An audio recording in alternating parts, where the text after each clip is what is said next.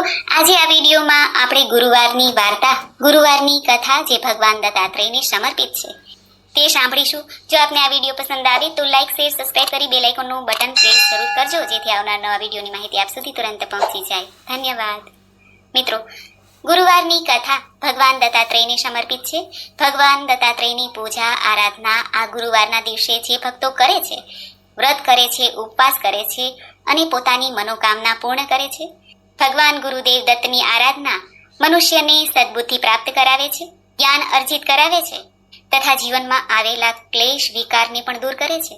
પતિ પત્ની વચ્ચે જો પ્રેમ સંબંધમાં ખોટ હોય તો એ ખોટ દૂર થાય છે અને સુમેળ સધાય છે। વિદ્યાર્થીને જ્ઞાન પ્રાપ્ત થાય છે। સંસારી વ્યક્તિ જો ગુરુદેવ દત્તની આરાધના કરે તો ભગવાન ગુરુદેવ દત્તની કૃપાથી એ આ સંસારને પાર ઉતરી જાય છે। માટે આ ગુરુદેવ દત્તની આરાધના સૌ કોઈ કરે તો એને ફલ પ્રાપ્ત થાય છે। ભગવાન ગુરુદેવ દત્ત ખૂબ જ દયાળુ છે, પોતાના ભક્તોની સદૈવ લાજ રાખે છે। મિત્રો, તો આ ગુરુવારની કથા વાર્તા સાંભળીએ એ પહેલા તેના થોડા નિયમ જાણી લઈએ। જે લોકો ગુરુવારનું વ્રત કરે છે તેણે સવારે નાઈ ધોઈ સ્વચ્છ વસ્ત્ર પહેરીને બાજોટ ઉપર પીળા રંગનું વસ્ત્ર પાથરીને તેની ઉપર ગુરુદેવ દત્તનો ફોટો કે મૂર્તિ રાખી કળશનું સ્થાપન કરવું જોઈએ। પીળા ફૂલ ચડાવવા જોઈએ, ચંદન ચડાવવું જોઈએ, હળદરથી પૂજન કરવું જોઈએ। ત્યારબાદ આરતી કરવી, પ્રસાદમાં પણ પીળા ફળ કે પીળા ચણાની દાળનું નૈવેદ્ય ધરવું જોઈએ। પીળા વસ્ત્રનું દાન પણ કરી શકાય। આ વ્રત કોઈ પણ કરી શકે છે, સ્ત્રી, પુરુષો, બાળકો, યુવાનો, વૃદ્ધો। આ વ્રત કરનારને બની શકે તો ઉપવાસ કરવો, ન થઈ શકે તો એકટાણું પણ કરી શકાય। જે સ્ત્રી પુરુષો આ ગુરુવારનું વ્રત કરે છે તેને ખાસ ધ્યાનમાં રાખવું કે ગુરુવારના દિવસે વાળ ના કાપવા, પુરુષોએ હજામત ના કરવી અને નખ પણ ના કાપવા જોઈએ તથા વ્રત કરનારે એક જીતે શ્રી ગુરુદેવ દત્તની કથા સાંભળવી જોઈએ। આ વ્રત કરવાથી શ્રી દત્ત ભગવાન પ્રસન્ન થાય છે અને સર્વે મનોકામના પૂર્ણ કરે છે। તો મિત્રો, આવો આપણે સાંભળીએ ગુરુવારની કથા વાર્તા। પહેલાના જમાનામાં મીઠાપુર નામે એક ગામ હતું। ત્યાં રાજા નામના એક બ્રાહ્મણ રહેતા હતા। એ રાજા નામના બ્રાહ્મણ પોતાના ધર્મનું યથાર્થ રીતે પાલન કરતા હતા, યજ્ઞાદિ કરતા હતા, બ્રહ્મને જાણનારા બ્રાહ્મણ હતા। વ્રત ઉપવાસ કરતા ક્યારેય પણ પાછું વાળીને જોતા ન હતા। તેને પરમાત્માએ પતિવ્રતા પત્ની આપી હતી, તેનું નામ હતું સુમતા। આ ધર્મપ્રેમી દંપતીને પરમાત્માએ બધું સુખ આપ્યું હતું, પણ તેમને સંતાન ન હતું। શેર માટીની ખોટ સદાય તેમને શાલતી હતી। પરમાત્મા ક્યારેય તેમને સંતાન આપતો પણ તે મરેલા કે જન્મીને તરત જ મરી જતા હતા। આ બંને માટે આડોશી પાડોશી ભેગા થઈને વાતો કરતા, આના કરતા આ દંપતીને ભગવાન સંતાન ન આપે તો સારું, આપીને લે છે, મરેલું બચ્ચું જન્મે તેથી જે દુઃખ થાય છે તેટલું બાળક ન હોવાથી થતું નથી। આમ આડોશી પાડોશી આ દંપતીની વાર્તા કરતા રહેતા હતા। આમ કહીને તેઓ તેમની દયા ખાતા। એક દહાડો એક પાડોશણે વાત વાતમાં કહ્યું, સમતા બહેન, મારું કહ્યું માનો, ગુરુવારનું વ્રત કરો, એનાથી ભગવાન દત્તાત્રેય પ્રસન્ન થઈને તમને બાળક જરૂર આપશે। બાળક આપશે શબ્દ સુમતાનું હૃદય તે વ્રત કરવા માટે અધીરું થયું।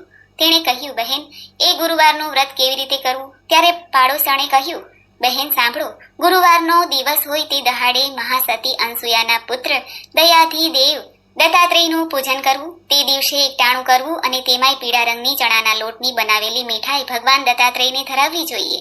આ દિવસે ફલાહાર કરીએ, એકટાણું કરીએ તો ચાલે, રાત્રે ભગવાનના ભજન કરવા। સુમતાએ મન સાથે એ વ્રત કરવા વિચાર કર્યો। એ વિચાર તેણે પોતાના પતિને જણાવ્યો। પત્નીના સુખમાં પોતાનું સુખ માનનાર પતિ રાજા બ્રાહ્મણે વ્રત કરવા આજ્ઞા આપી દીધી। સુમંતા ગુરુવારની રાહ જોવા લાગી। ગુરુવાર આવ્યો, તેનું હૃદય આનંદથી છલકાવા લાગ્યું।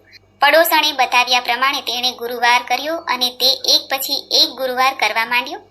માણસો પોતાની સેવા કરનારનો બદલો આપે છે તો ભગવાન કેમ ના આપે?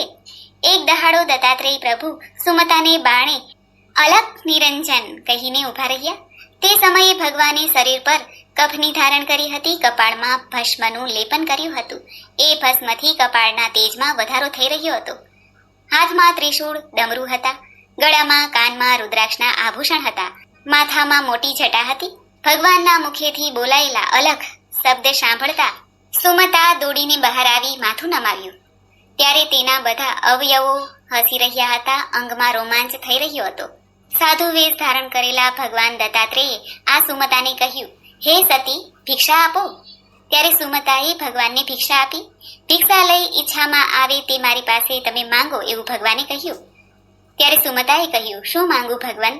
પરમાત્માએ પતિ સુખ આપ્યું છે, કોઈ વસ્તુની ખામી નથી. સદા અમારા પર ભગવાનની દયા છે. જ્યાં ભગવાન સૂર્ય સાક્ષાત સામે છે, પછી દીવાની શું જરૂર હોય? કામધેનુ પ્રત્યક્ષ હોય પછી બીજું શું જોઈએ? હે જગન્નાથ, તમારા દર્શન થયા પછી કોઈ વસ્તુની ખામી હોઈ શકે?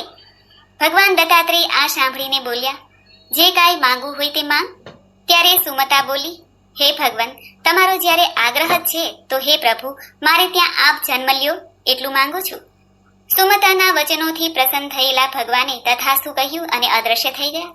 સુમતાએ પોતાના પતિને આ વાત કહી અને ગુરુવારનું વ્રત કરતી ગઈ. ભગવાન દત્તાત્રેયના વરદાને સુમતાને સારા દિવસ દેખાયા. પૂરા માસે મહાન તેજસ્વી પુત્રનો જન્મ થયો. આમ ભગવાન દત્તાત્રેયની ઉપાસના પૂજા વ્રતથી સુમતાએ પોતાની મનોકામના પૂરી કરી.